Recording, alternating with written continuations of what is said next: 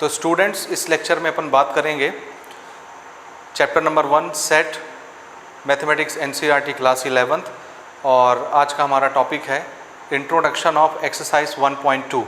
यानी आज के लेक्चर में हम लोग बात करेंगे कुछ टाइप्स ऑफ सेट के बारे में, जैसा कि हमने लास्ट लेक्चर में बात किया था लास्ट में। तो सबसे पहले अपन डिस्कस करते हैं वन बाय वन। देखिए, सबसे पहली चीज एम्प्टी सेट किसको बोलते हैं।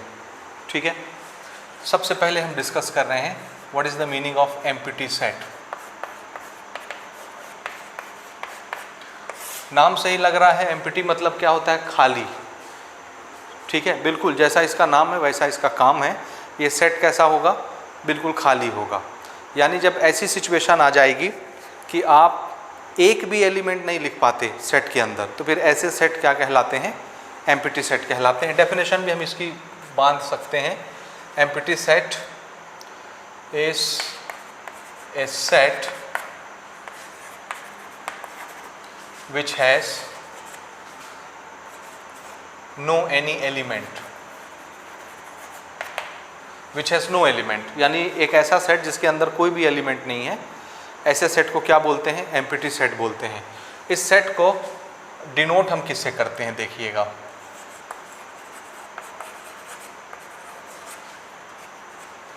डिनोटेड बाय, एक तो हमने इसके लिए सिंबल रिजर्व कर रखा है, ये इसको बोलते हैं फाई। क्या पढ़ेंगे इसको, फाई। ठीक, और दूसरा इसको हम खाली करली ब्रेसेस से दिखाएंगे। करली ब्रेसेस के अंदर हम लोग सेट्स के एलिमेंट्स लिखते हैं, और जब कोई एलिमेंट है ही नहीं तो अंदर कुछ भी नहीं लिखेंगे, खाली ब्रैकेट लगा देंगे। तो या तो फाई से रिप्रेजेंट करेंगे तो भी एम्प्टी सेट रिप्रेजेंट हो गया, या करली ब्रेसेस से रिप्रेजेंट करेंगे तो भी एम्प्टी सेट रिप्रेजेंट हो जाता है। अब ये सेट के डेफिनेशन तो हमने समझ लिए, लेकिन थोड़े सब इसको एग्जांपल से समझते हैं, तब तो चीज़ें हमको अच्छे से क्लियर होंगी। ठीक है, तो इसको मैं वन बाय वन एग्जांपल्स आपको देता हूँ, 2-3, उससे आपको क्लियर कट समझ में आएगा। जैसे सपोज एक सेट है, इसको मैं, देखिए सेट बिल्डर फॉर्म में तो स्टेटमेंट आपको मिलेगा लिखा हुआ, तो सेट बिल्डर फॉर्म में तो लिखा जा सकता है, क्योंकि सेट बिल्डर फॉर्म डेफिनेशन बताता है। मेन आप उसको रोस्टर फॉर्म में लिख पा रहे हो कि नहीं एलिमेंट्स को। अगर रोस्टर फॉर्म में एलिमेंट्स लिखते समय कोई एलिमेंट आ जा रहे हैं सेट के अंदर, इस डब्बे के अंदर कुछ एलिमेंट आ जा रहे हैं, तो वो तो फिर फाइनाइट सेट होगा, वो कुछ होगा। ठीक है, सेट है वो। और अगर कोई भी एलिमेंट आप रोस्टर फॉर्म के अंदर इसमें नहीं लिख पा रहे हैं ब्रैकेट के अंदर, तब तो वो एम्प्टी सेट होगा। जैसे एग्जाम्पल लाओ, देखते हैं जल्दी से। एक सेट है ए, सपोज मैं अगर आपको बोलता हूँ रोस्टर फॉर्म, अभी हम लिखते हैं, अभी हम सेट बिल्डर फॉर्म लिख रहे हैं, एक्स, ये तो आप जान रहे हैं, the set of all X such that, x का डेफिनेशन अब मैं लिख रहा हूँ, डिफाइन कर रहा हूँ, उसकी प्रॉपर्टी लिख रहा हूँ। X is a student, x is a student of class 11th in your school. ये अगर मैं ऐसा एक सेट बनाता हूँ, इसको ध्यान से देखना डेफिनेशन को। मैंने क्या बोला, x is a student. x जो भी है यहाँ, जितने भी एलिमेंट्स होंगे उसको हमने x बोला। x क्या चीज़ है, student of class 11th in your class और इन योर स्कूल, कुछ भी। तो आपके स्कूल में क्लास 11th में जितने स्टूडेंट हैं, गर्ल्स और बॉयज़, सब मिला लीजिए। तो आपके स्कूल में क्लास 11th में जितने बच्चे पढ़ते हैं, उसको तो भाई आप नाम तो लिख ही लोगे, काउंट तो कर ही लोगे, तो इस ब्रैकेट के अंदर उनकी गिनती लिखा जाएगी। यानी आप क्लास 11th में पढ़ने वाले हर बच्चे की गिनती गिन सकते हैं, उसको काउंट कर सकते हैं, और उसको सेट की लैंग्वेज में लिख सकते हैं। 10, 20, 50, 100 बच्चे जितने भी हैं उसको आप लिख सकते हैं। So this is a particular type of set, और आप इसको लिख पा रहे हैं, एलिमेंट को काउंट कर पा रहे हैं, इसलिए ये कैसा सेट होगा, फाइनाइट सेट। लेकिन अभी हम फाइनाइट सेट पर बात करने नहीं बैठे हैं, हम इसको थोड़ा सा मॉडिफाई कर दे रहे हैं। और मॉडिफाई देखो कैसे कर रहा हूँ मैं। x is a student of class 11th, x is a student of class 10th, या इसको मैं ऐसे लिख देता हूँ, x is a student presently studying in both class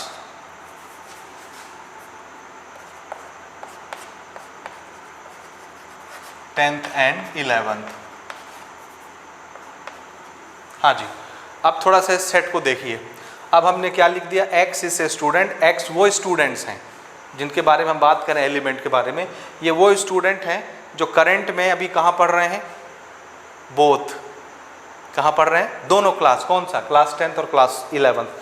तो क्या ऐसा हो सकता है, अगर मैं आपको भेजूँ जाओ अपने स्कूल में देखो ऐसे कितने बच्चे हैं, उसका कलेक्शन बनाओ, उसका सेट बनाओ जो करेंटली क्लास 10th में भी पढ़ रहा हो, क्लास 11th में भी पढ़ रहा हो। तो ऐसा हो सकता है क्या, एक बच्चा क्लास 10th पढ़ रहा हो, वो क्लास 11th भी पढ़ता हो? आंसर है नहीं। कितने बच्चे मिलेंगे आपको, एक भी नहीं। तो ऐसा सेट क्या कहलाएगा, this is a empty set. तो इसको आप कैसे रिप्रेजेंट करोगे, दिस इज एम्प्टी सेट, ऐसे फाई से, या इसी को आप क्या लिख दोगे, ऐसे खाली करली ब्रेसेस लगा दोगे, ये रिप्रेजेंट हो गया इस तरह से। चाहे फाई लिख लेना, चाहे ये लिख लेना, दो में से कोई एक। समझ आई बात। This is example of empty set. Another example अपन कुछ लेते हैं, देखो सपोज एक सेट है B, और यहाँ पर अपन एग्जाम्पल ले लेते हैं, जैसे x such that x square is equal to 4, where x is an odd integer. ये x square is equal to 4, odd integer. Integer मतलब तो पॉजिटिव नेगेटिव हर तरह की वैल्यू आ गई ना। अब x को मैंने यहाँ क्या मेंशन किया, देखो x क्या है, ऑड नंबर, ऑड इंटीजर। क्या किसी भी ऑड नंबर का स्क्वायर करने पर वो 4 के बराबर होगा? किसी भी ऑड नंबर का आप स्क्वायर करके देखिए, 4 से छोटे, 1 का करके देखिए, 3 का करके देखिए, स्क्वायर का भी 4 आएगा क्या? नहीं आएगा। तो इसका मतलब है ये कैसा सेट हो गया, कुछ भी नहीं आ रहा, कोई भी एलिमेंट आप नहीं बना पा रहे, कोई भी कलेक्शन आपको नहीं मिल रहा, तो ये कैसा सेट हो गया, empty set. So this is empty set. बात समझ में आ रही है। इसी तरह से हम कुछ और एग्जांपल्स भी ले सकते हैं, जैसे suppose x is a natural number,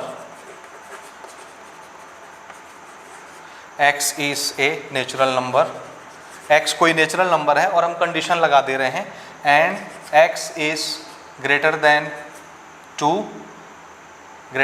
2 and less than 3। x 2 से बड़ा होगा, 2 इसे नेचुरल नंबर, 3 इसे नेचुरल नंबर। तो x एक ऐसा नेचुरल नंबर है जो 2 से बड़ा है और 3 से छोटा है। तो कौन सा नेचुरल नंबर होगा?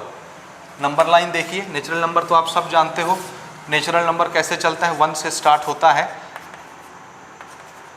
3, 4, 5, 6 और इन्फिनिटी तक जाता है। 1 से स्टार्ट होता है नेचुरल नंबर। मैं आपको क्या बोल रहा हूँ, x ऐसा नेचुरल नंबर है जो 2 और 3 के बीच में है। 2 और 3 के बीच में तो इधर कोई ढाई आएगा, डेसिमल वाला, जिसको आप 5/2 लिखते हो फ्रैक्शन में। तो क्या डेसिमल वाला नंबर और फ्रैक्शन वाला नंबर नेचुरल नंबर की कैटेगरी में आते हैं? नहीं आते। तो सीधी सी बात है भाई, 2 और 3 यही कंसिक्वेंट नेचुरल नंबर है, इनके बीच में कोई और नेचुरल नंबर एग्जिस्ट नहीं कर सकता। तो कोई नेचुरल नंबर आपको मिलेगा ही नहीं, डेसिमल वाले नंबर मिलेंगे। इसलिए ये भी कैसा सेट है, this is also empty set. समझ में आ रही बात। और एग्जाम्पल देखो, बहुत सारे एग्जाम्पल मैं आपको यहाँ पे दे सकता हूँ, जैसे suppose x square -3 equal to 0। Suppose ये क्वाड्रेटिक इक्वेशन है मेरे पास, x स्क्वायर -3 इक्वल टू 0। यहाँ पे मैं ये शर्त लगा दे रहा हूँ कि ये x जो है ना, where x is an rational number, is a rational number, rational number. मैंने क्या बोला, x एक रेशनल नंबर है और ये हमारा एक क्वाड्रेटिक इक्वेशन है। तो x की ऐसी वैल्यू होनी चाहिए जो इस इक्वेशन को भी सेटिस्फाइड करती हो और वो रेशनल नंबर भी हो। अगर ऐसी वैल्यू मिल गई तब तो ये एम्प्टी सेट नहीं होगा, कोई ना कोई एलिमेंट आ जाएगा। तो अपन चेक करके देखते हैं। देखो इसको सॉल्व जब करोगे 3 उधर जाएगा तो पॉजिटिव 3 हो जाएगा, और जैसे ही ये स्क्वायर आप उधर भेजोगे तो ये क्या हो जाएगा, √3। √3 कैसा वैल्यू होता है, हमने बेसिक कंसेप्चुअल लेक्चर में डिस्कस किया है, लेक्चर नंबर 1 में। कैसा नंबर है ये, इरेशनल नंबर। और हमने यहाँ क्या शर्त रखी थी, x को क्या होना है, रेशनल नंबर। तो x रेशनल भी होना चाहिए और इस इक्वेशन को सेटिस्फाइड भी करना चाहिए। दोनों काम एक साथ होना चाहिए, तभी ये नॉन एम्प्टी सेट होगा। समझ आ रही बात।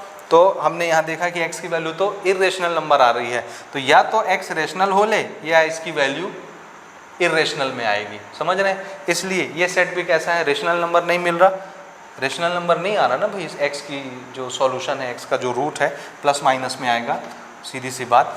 तो ये भी क्या है, एम्प्टी सेट है। This is also empty set. ऐसे भी आप रिप्रेजेंट कर सकते हो, ऐसे भी आप रिप्रेजेंट कर सकते हो, दिस इज एम्प्टी सेट। तो उम्मीद है एम्प्टी सेट का रिप्रेजेंटेशन और एम्प्टी सेट के एग्जांपल्स आपको समझ में आ गए होंगे। तो कुछ भी नहीं है, अगर कोई ऐसा स्टेटमेंट आता है यार देखो कि जिसमें से आप कोई भी एलिमेंट नहीं बना पा रहे हो, ठीक है, और भी आपको एग्जांपल मिल जाएंगे आपकी बुक में। जैसे मैं आपको बोलूँ एक ऐसा सेट है, यहाँ पर मैं जल्दी से लिख के आपको दिखाता हूँ फटाक से। सपोज एक सेट है मेरे पास E, X is such that X is a prime number, X is a prime number greater than 2, यानी X एक ऐसा प्राइम नंबर है जो 2 से बड़ा है। प्राइम नंबर आप सब जानते हैं, ऐसे नंबर जो या तो खुद से डिवाइड होते हैं या 1 से डिवाइड होते हैं। ऐसे कौन कौन से नंबर होते हैं, एक तो 1 ही होता है, 1 को तो नहीं लेते, अदर देन 1 होता है। तो स्टार्ट कहाँ से होता है, प्राइम नंबर 2 से, फिर 3, फिर 5, यानी ये नंबर सिर्फ अपने आप से डिवाइड होंगे और किसी से डिवाइड नहीं होंगे। और कौन होगा, 7, और कौन होगा, उसके बाद 9 डिवाइड हो जाता है, 10 हो जाता है, 11 नहीं होता, 13 नहीं होता, 17 नहीं होता, 19 नहीं होता, और ये ऐसे गाड़ी आगे बढ़ती जाती है। सब आप जानते हैं, प्राइम नंबर आपने जूनियर क्लासेस में भी पढ़ रखा है। तो देखो पूरे प्राइम नंबर में, ये तो इन्फिनिटी तक जाता है सिलसिला ना प्राइम नंबर का, पूरे प्राइम नंबर में इवन प्राइम नंबर, मुझे यहाँ इवन लिखना चाहिए, एक्स ई से इवन प्राइम नंबर, थोड़ा सा सुधार लेना, x is a even prime number, even जो 2 से डिवाइड हो जाए, ग्रेटर देन 2, 2 से बड़ा, 2 से बड़ा कोई इवन प्राइम नंबर है तो खोज के लिख दो, उसका कलेक्शन बना दो।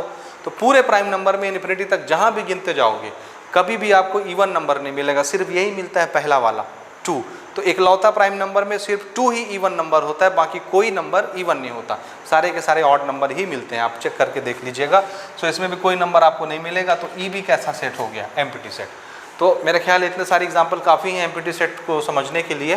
तो चलिए इसके बाद अपन अब लेते हैं एक और टाइप का सेट जिसको फाइनाइट और इनफाइनाइट सेट बोलते हैं। इसको पॉज करके जल्दी से नोट करें, बढ़ते हैं अगले टॉपिक की तरफ। हम ले रहे हैं, देखो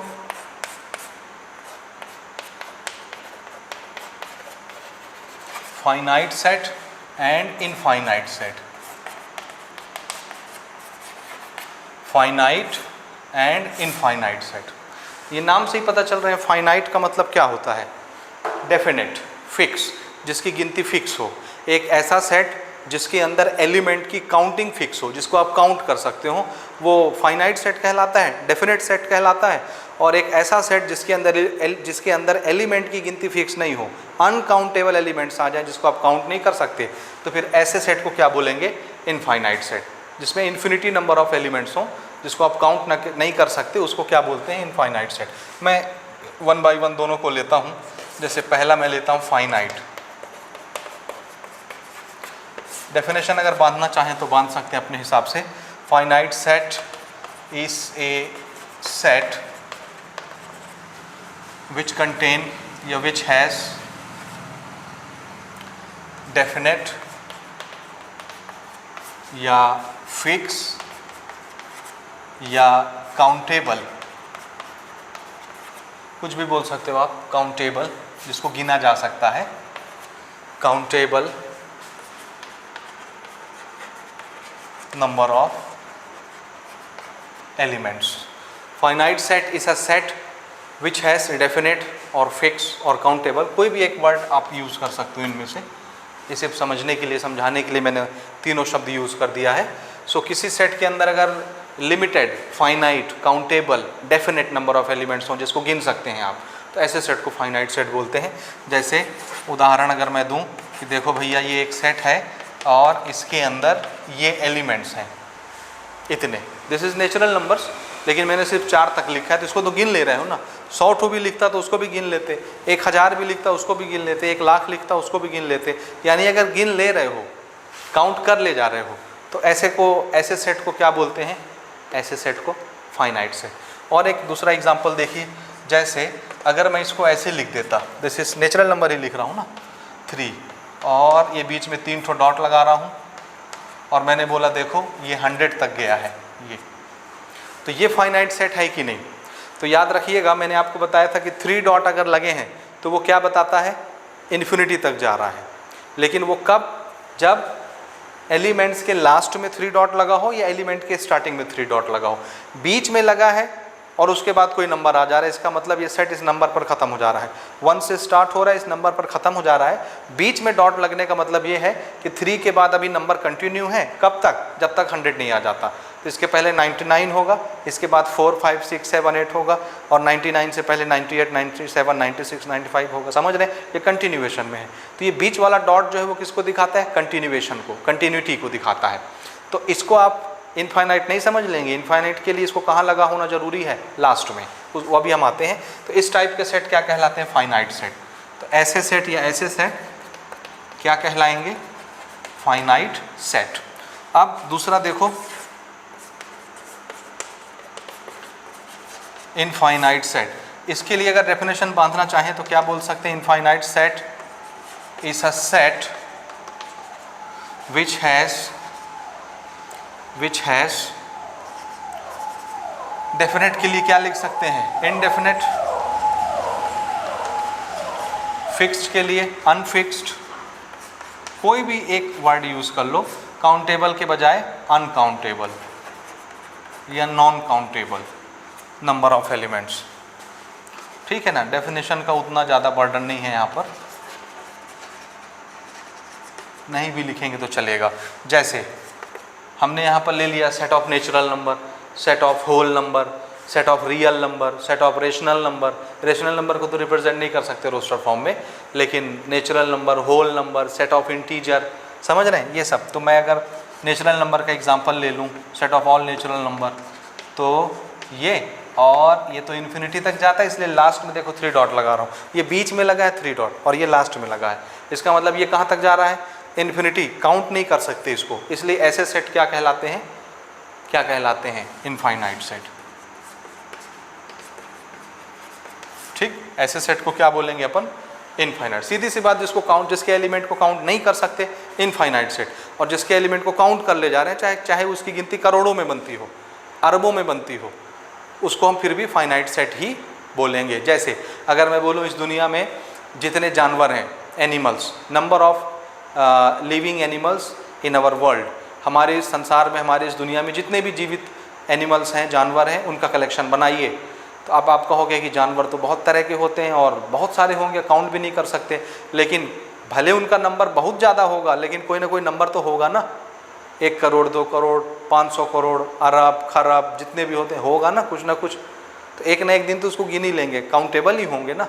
इसलिए number of living things, number of human, number of man in our world, number of animal, number of trees, number of plants, इस तरह के जितने भी क्वेश्चन आते हैं, इनको क्या मानना है?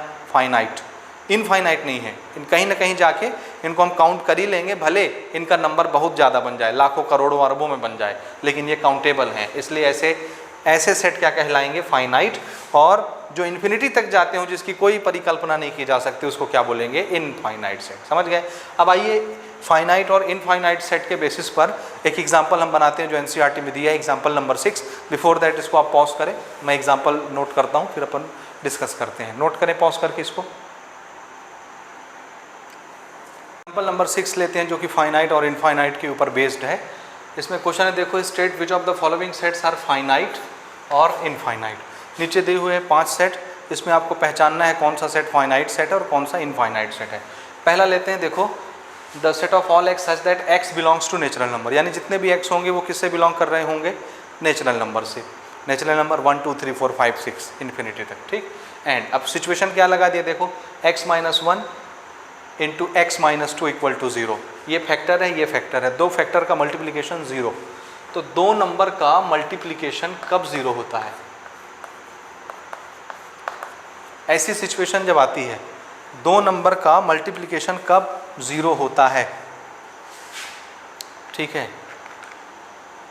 दो नंबर का मल्टीप्लिकेशन कब ज़ीरो होता है?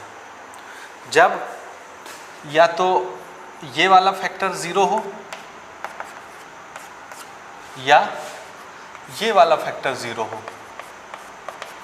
तो जब ये फैक्टर ज़ीरो होगा तो ये x की वैल्यू 1 दे देगा, और जब ये फैक्टर ज़ीरो होगा तो ये x की वैल्यू 2 दे देगा। तो x की दो ठो वैल्यू आ गई, एक x इज इक्वल टू 1 और एक x इज इक्वल टू 2, और 1 और 2 दोनों नेचुरल नंबर है, x belong to natural number. इसलिए अगर मैं इस सेट को रोस्टर फॉर्म में लिखूं तो इसको मैं कैसे लिखूंगा? x नेचुरल नंबर और इसको सेटिस्फाइड करना चाहिए, तो दो ही ठू वैल्यू मिल रही है ना, दोनों नेचुरल नंबर है, तो बस ये गाड़ी यहाँ रुक गई, आगे तो जा नहीं रही, दो ही ठू एलिमेंट है, काउंट कर सकते हैं। इसलिए ये कैसा सेट हो गया? फाइनाइट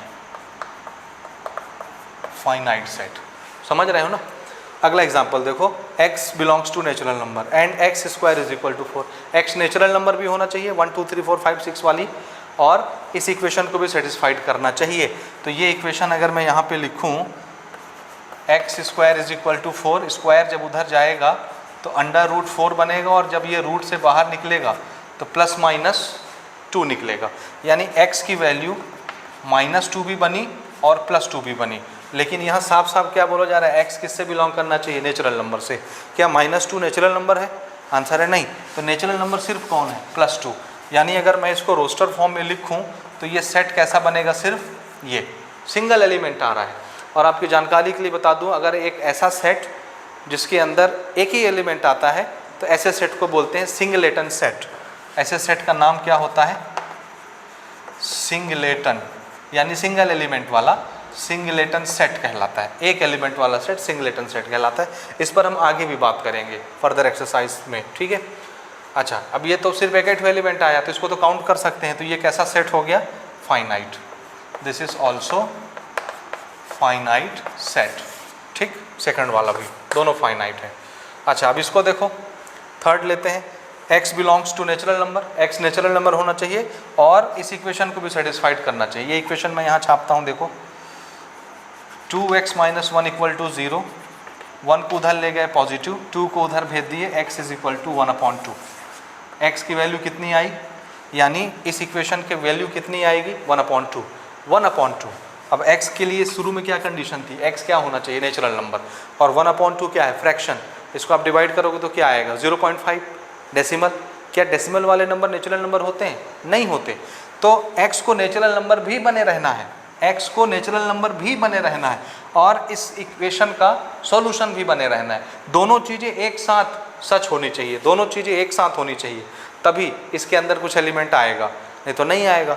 यहाँ पे तो x की वैल्यू फ्रैक्शन में आ रही है, मतलब ये नेचुरल नंबर नहीं है, या तो ये फेल हो जाएगा या तो ये फेल हो जाएगा।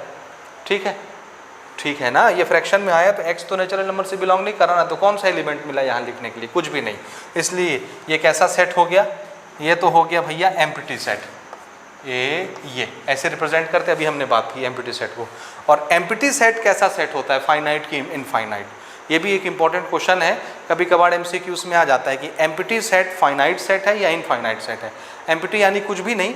अगर मैं इस तरह से ये ब्रैकेट्स लगाऊं और अंदर कुछ भी नहीं लिखूं तो ये काउंटेबल है कि अनकाउंटेबल है? आंसर है काउंटेबल है। कुछ भी नहीं को गिनना ही नहीं पड़ता, हमको कुछ सोचना ही नहीं है। लेकिन अगर इन्फिनिटी तक एक एलिमेंट जाता हो, इन्फिनिटी तक एलिमेंट जाते हो, तब तो आपको दिमाग लगाना पड़ेगा ना। गिनते गिनते गिनते आप थक जाओगे, नहीं गिन पाओगे। लेकिन मेहनत तो करनी पड़ रही है गिनने के लिए, क्योंकि ये इन्फिनिटी तक जा रहा है। इसको तो पहले से डिक्लेयर, इसमें कुछ है ही नहीं है, तो गिनना ही नहीं है, मतलब ये फाइनाइट है। तो एम्प्टी सेट को क्या माना जाता है? फाइनाइट। ये आप याद रखोगे, ठीक है। इसको मार्क करके रखोगे, एम्प्टी सेट को फाइनाइट सेट माना जाता है। अगला देखो, x belongs to natural number. Natural number तो आप समझ गए, 2-4 बार हो गया। And x is a prime number. तो x प्राइम भी होना चाहिए, नेचुरल नंबर भी होना चाहिए। तो ऐसा हो सकता है क्या? आंसर है क्यों नहीं हो सकता भाई, जरूर हो सकता है। प्राइम नंबर 2 से स्टार्ट होता है। प्राइम नंबर कहाँ से स्टार्ट होता है? 2, 3, 5, 7, 9, 11, 13 और कहाँ तक? इन्फिनिटी तक। ये ख़त्म नहीं होता, समझ रहे हैं? तो ये सब के सब देखो नेचुरल नंबर है, क्योंकि पॉजिटिव है। 1 से स्टार्ट होने वाले सभी नेचुरल नंबर होते हैं, तो नेचुरल नंबर तो है ना भाई ये, और इन्फिनिटी तक जा रहे हैं, प्राइम नंबर ख़त्म नहीं होता, इसलिए ये कैसा सेट हो गया। इसको यहाँ मैंने लिख दिया, आप चाहें तो सेट की लैंग्वेज में भी इसको ऐसे लिख सकते हैं 2 3 5 7 9, 3 ठो डॉट लगाओ। ये अगर रोस्टेड फॉर्म में लिखना चाहो तो यहाँ पे मैं लिखते जा रहा हूँ, और ये कैसा सेट हो जाएगा, इनफाइनाइट, क्योंकि ये इन्फिनिटी तक जाता है। इसका रीज़न अगर किसी को लिखना है तो रीज़न देखो आप ऐसे लिख सकते हो। बच्चे पूछते हैं कि अगर इसको विधिवत लिखना है तो कैसे लिखेंगे, स्टेटमेंट क्या कोट करेंगे, तो स्टेटमेंट देखो ऐसे कोट करोगे, since prime numbers are infinite, जब प्राइम नंबर ही इनफाइनाइट होते हैं, देयरफॉर या हेंस कुछ भी लिख लो, hence set of prime number, यानी ये, या इसको ऐसे लिख लो, hence given set is also infinite set. जब प्राइम नंबर ही इनफाइनाइट तक जा रहे हैं तो सेट भी कैसा होगा, इनफाइनाइट सेट होगा। तो रीज़न में आप वो रीज़न दे सकते हो। अगला क्वेश्चन देखो, x belongs to natural number, फिर से समझ गए, and x is a odd number. Odd number तो अब बहुत सारे होते हैं ना, जैसे 1 3 फिर 5 7 9 11 13, ठीक, कॉमा लगा के 3 ठो डॉट लगा देता हूँ, क्योंकि आप जान रहे हैं ये कहाँ तक जाता है, इन्फिनिटी तक, इसलिए ये भी कैसा सेट होगा, इनफाइनाइट। और रीज़न मैं ऊपर लिख चुका हूँ, प्राइम नंबर की जगह सिर्फ क्या लिख दोगे, odd number. Since odd number are infinite therefore the given set is also infinite. समझ गए। तो इसको पॉज करो, जल्दी से बढ़ते हैं अगले कॉन्सेप्ट की तरफ, that is equal set and non equal set किसको बोलते हैं, और उससे रिलेटेड एग्जाम्पल नोट करें इसको। Equal set, what is equal set? Equal set, दो सेट को इक्वल सेट कब बोलना है, तो आंसर है जब दोनों सेट एक जैसे होंगे तो उसको इक्वल सेट बोलेंगे। एक जैसे होने का मतलब ये है कि दोनों सेट के अंदर के एलिमेंट सेम होने चाहिए, ठीक। तो अगर हम डेफिनेशन बांधना चाहें तो ऐसे लिख सकते हैं, equal sets, equal set if both sets have exactly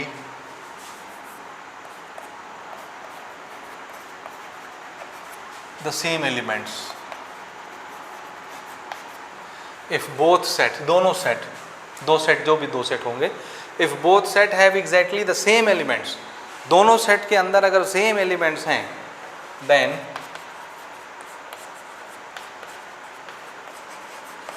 the two sets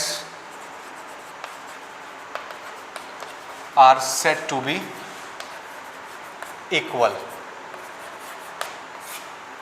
then the two sets are said to be equal set। समझ गए। और डिनोट कैसे करेंगे, सपोज वो दो सेट A और B हैं, denoted by A is equal to B।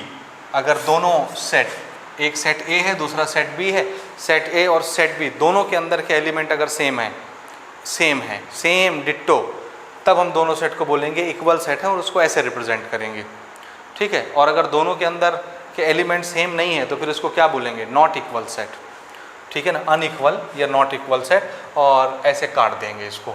यहाँ पे मैं लिख भी देता हूँ, otherwise both sets are called non equal set या अनइक्वल सेट, अन लिख लो,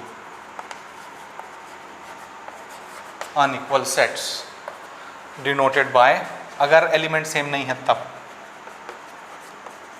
डिनोटेड बाय ऐसे, ये इक्वल और ये नॉट इक्वल, ठीक, समझ गए।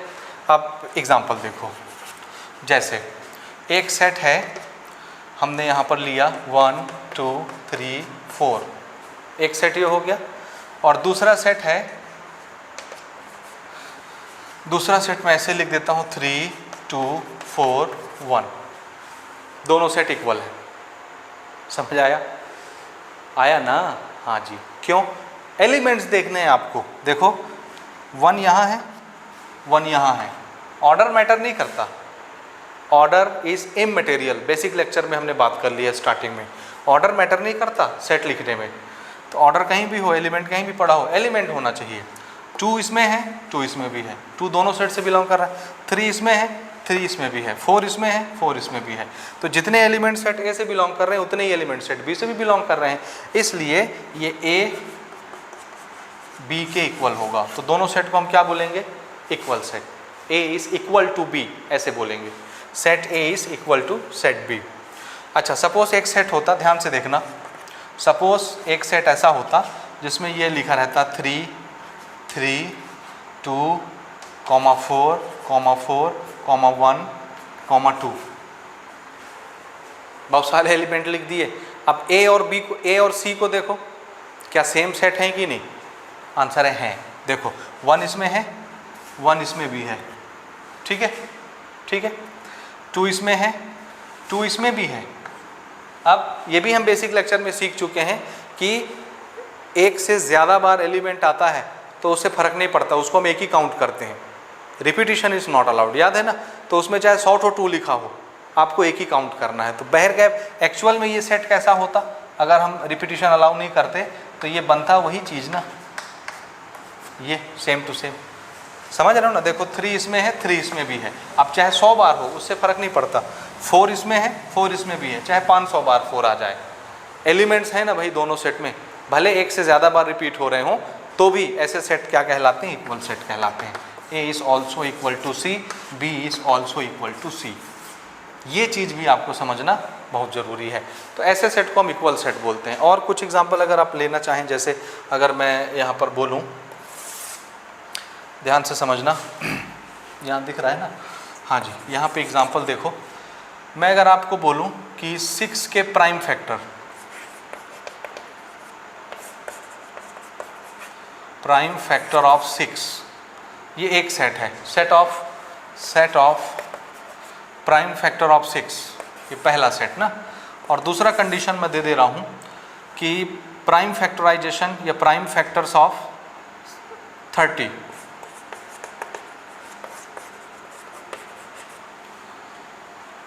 ठीक है। अच्छा, एक तो मैंने प्राइम फैक्टर ही लिख दिया ना, तो इसको आप ऐसा लिख लो, prime factor of 30, set of prime factor of 30। और दूसरा लिख लो सेट ऑफ प्राइम नंबर,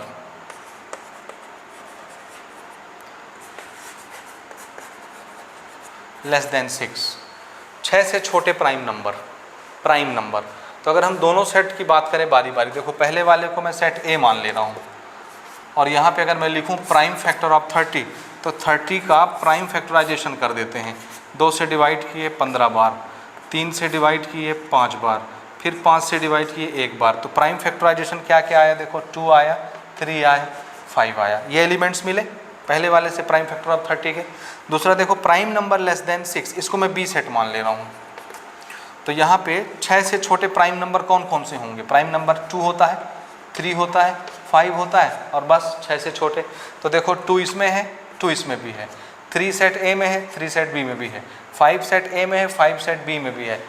तीनों एलिमेंट्स सेम हो गए।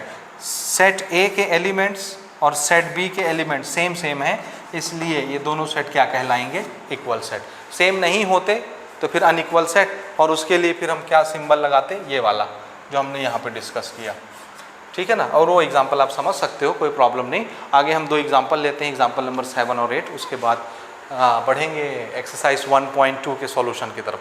तो इसको पॉज करके नोट करें, एग्जाम्पल देखते हैं। हम लोग ले रहे हैं, देखो एग्जाम्पल नंबर 7। हमारा क्वेश्चन है find the pair of equal sets. Equal sets के पेयर हमको ढूंढने हैं कि कौन कौन से सेट आपस में इक्वल हैं। If any and give reason. Reason में क्या लिखोगे? कब 2 सेट इक्वल होते हैं? जब दोनों सेट के एलिमेंट्स एग्जैक्टली सेम होते हैं। बस यही लिखना है कि hence या since elements of both sets are exactly same, that's why या therefore both sets are equal, ऐसे लिखना है रीज़न आपको। तो चलिए पहले चेक करते हैं। हमको कुछ सेट्स देखिए यहाँ पर सेट बिल्डर फॉर्म में दिए हैं, तो सबसे पहले उसको हम रोस्टर में चेंज करें, तब तो आप एलिमेंट को कंपेयर करोगे कि सेम है कि नहीं ना।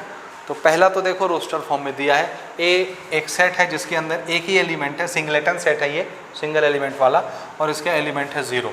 बी वाले सेट को देखो, मैं यहाँ अलग कलर से लिख देता हूँ, ये कैसा सेट होगा, ठीक है, x such that x is greater than 15, x 15 से बड़ा है, x कोई नंबर होगा 15 से बड़ा है, and x is less than 5 और 5 से छोटा है।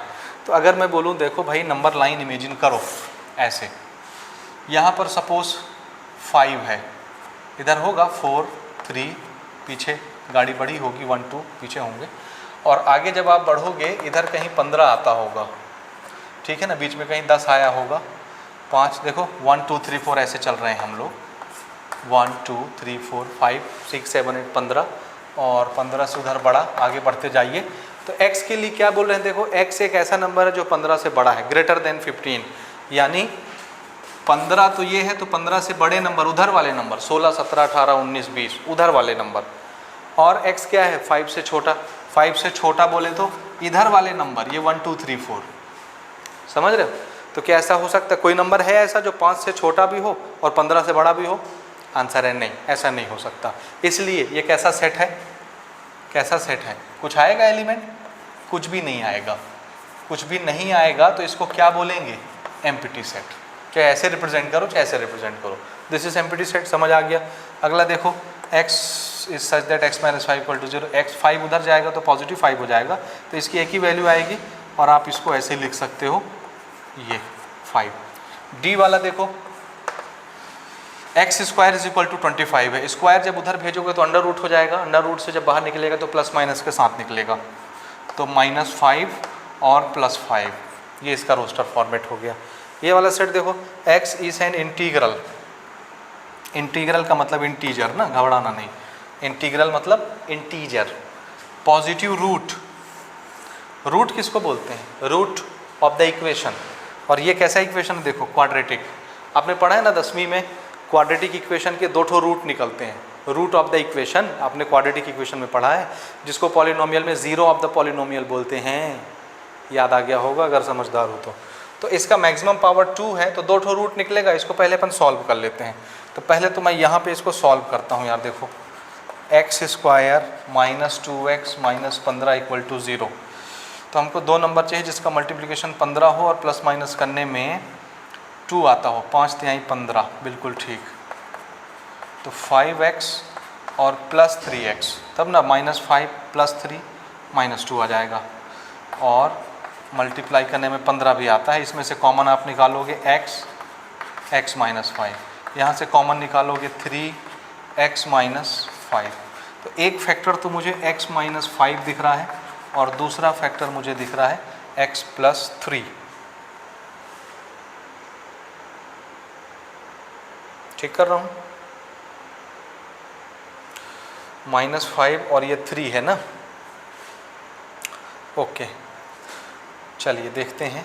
तो ये 2 फैक्टर बने करेक्ट, तो यहाँ से x की वैल्यू हमको 5 मिलेगी ये, और यहाँ से x की वैल्यू हमको -3 मिलेगी, और यहाँ पे बोला क्या जा रहा है कि आपको कौन सा रूट लेना है, पॉजिटिव रूट। तो एक तो ये रूट है और एक ये रूट है, ये तो निगेटिव रूट है, नॉट अलाउड, क्योंकि सिर्फ पॉजिटिव रूट लेने की बात की गई है, तो पॉजिटिव रूट सिर्फ हमारा ये है 5, तो इसकी वैल्यू कितनी आई, सिर्फ पॉजिटिव रूट की 5, दूसरा निगेटिव इसलिए नहीं ले, ठीक है। अब ये हमारा काम हो गया, अब आप कंपेयर कर लीजिए, ये तो कहीं नहीं है, 0 कहीं नहीं है, हाँ ये -5 + 5 है, ये 5 ये 5 दिख रहा है।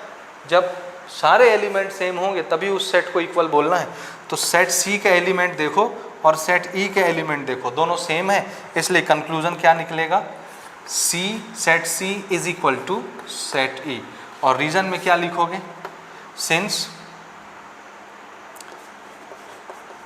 both set C and E has exactly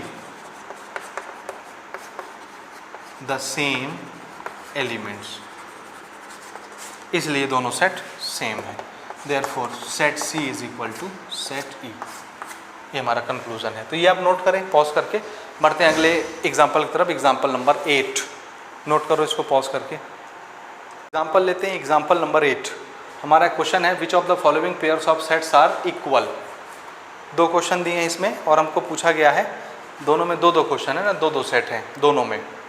हमको पूछना है इसमें से कौन सा पेयर, ये वाला जोड़ा या ये वाला जोड़ा, कौन सा इक्वल है, और आपको जस्टिफाई भी करना है अपने आंसर को। जस्टिफिकेशन वही होगा, रीज़न कि जब 2 सेट के एलिमेंट सेम होंगे, एग्जैक्टली सेम होंगे, तभी उनको हम इक्वल सेट बोलेंगे। तो पहला वाला देखो, पहला सेट है जिसका नाम हम x दे रहे हैं, and this is the set of letters in alloy. Alloy में जो लेटर आ रहे हैं उसका set.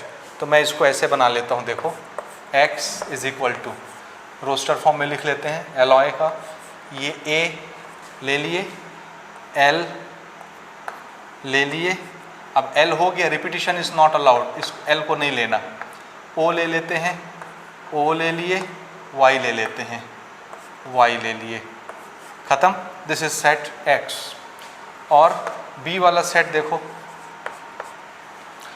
b the set of letters in loyal.